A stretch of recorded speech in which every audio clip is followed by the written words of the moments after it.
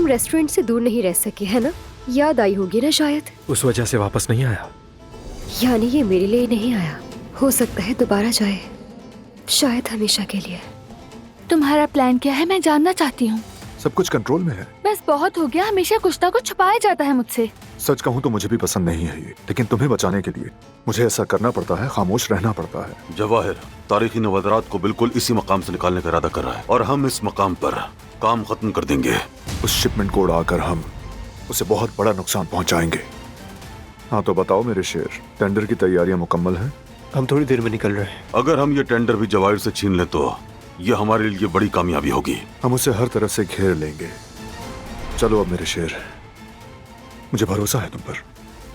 तुम क्या चाहते हो जवाहिर? मैं रिवा की कब्र पर गया था। हर उस इंसान की तरह जिसे गुलाब पसंद होते हैं, मैंने उसकी कब्र पर भी गुलाब रखे। पहले रिवा को इतनी बेदर्दी से मारा, अब तो कब्र में उसे सुकून से रहने दो।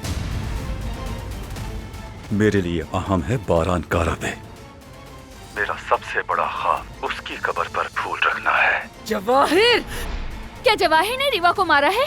मैं उससे इस सब का हिसाब लूंगी। दिलान, दिलान बेटा रुक जाओ।